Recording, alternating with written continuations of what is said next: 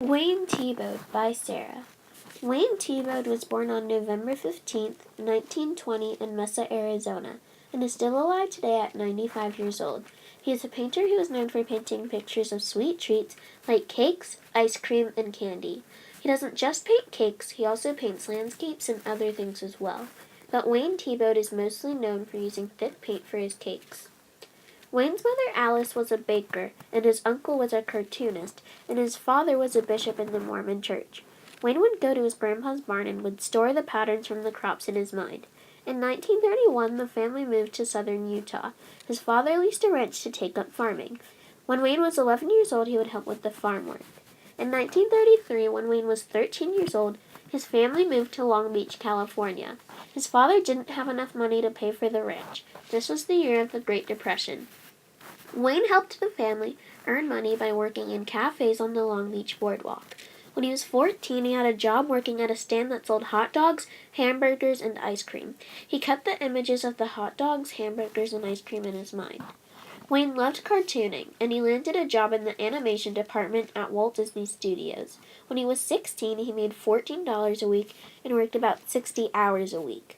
Wayne wanted to go to art school, but he didn't have the money. He presented his drawings at the Wiggins Trade School in Los Angeles, where tuition was free, and he was accepted. He earned money illustrating movie posters, painting and lettering signs, and selling his cartoons.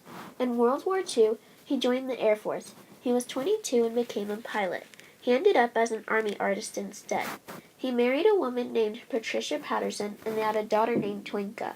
When the war ended in 1945, he decided to make a living as a cartoonist and commercial artist. So Wayne went to New York to find work. He lived at the YMCA trying to sell his cartoons and magazines. A commercial artist Wayne worked for liked his work, and the people who worked there taught him a lot of new skills. Soon he returned back to California and went back to work at Rexall Drug Company as an art director and cartoonist, designing pages of the company's employee magazine. He became interested in fine art at this time. He studied the work of great painters like Michelangelo and Peter Paul Rubens. One illustrator he admired was Robert Mallory, who worked at Rexall. Wayne and Mallory became good friends. Mallory introduced Wayne to painting. Soon, Wayne began showing his paintings in art galleries. One of Wayne's paintings was chosen for an exhibit at the Los Angeles County Museum of Art.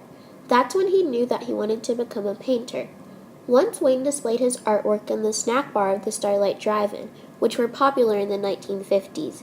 In exchange, Wayne received free movie tickets, but Wayne wanted to show his paintings in an art gallery, maybe in New York. Over the years, Wayne kept painting and made his pictures clearer and simpler, and he mainly painted things he liked, like pies, hot dogs, candy, and other sweet treats. He did a painting of a row of pies and thought it would end his career as an artist. Wayne painted all of his pictures from memory. There had been some changes in Wayne's life. He and his wife Patricia divorced. In 1956, he married a woman named Betty Jean Carr and adopted her son Matthew Bolt. In 1960, their son Paul LeBron was born. By 1961, Wayne completed 100 paintings, sketches, and drawings, and Wayne was ready to show his work. At Wayne's first exhibit, nothing sold, so he and a friend went from gallery to gallery in New York, but none of the dealers wanted his work. His last stop was the Allen Stone Gallery. Allen looked at his work, and about a month later, Allen offered Wayne a one-man show.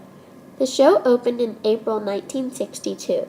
Critics recognized Wayne's work as a great new talent. All of the paintings were sold. Wayne now had a gallery where he could show his work. But Wayne's success came just when Andy Warhol's did.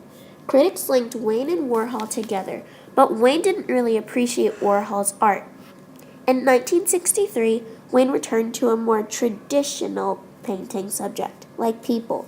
At first, Wayne tried from memory, like he did with the food. The results were not too great, so he decided to work with live models.